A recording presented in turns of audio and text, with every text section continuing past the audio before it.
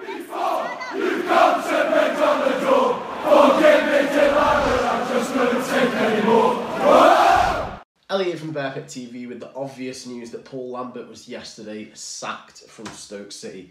This broke on Friday after a meeting with John Coates. Now previously the night before it was broke that there was going to be a meeting on Friday. The Sentinel poo-pooed this, saying that it was only a routine meeting and there was no plans for Paul Lambert's position to be up for discussion.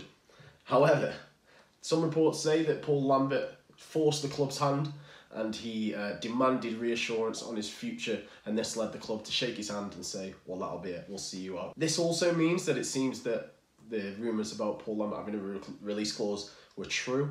Obviously, Paul Lambert said himself that this wasn't true, but it seems that they must do because there's no talks of compensation package or any sort of payoff that they're going to have to do to get him to go. Some people feel for Paul Lambert. I can share that sentiment. You know, he came in and inherited a very poor squad and didn't really have a tough job on his hands. And he was a nice bloke, said all the right things.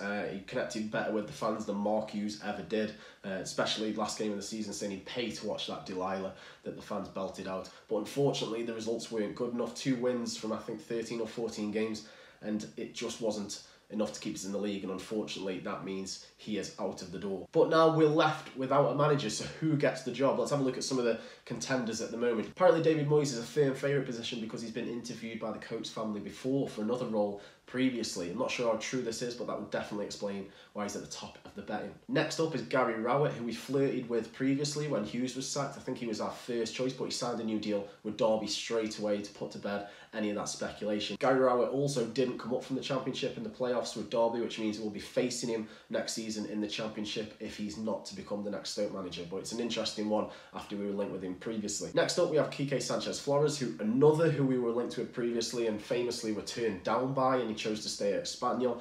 We're not too sure as what the reasoning for that was. There's been a couple of different stories, but he opted to stay there and eventually got sacked from there as well.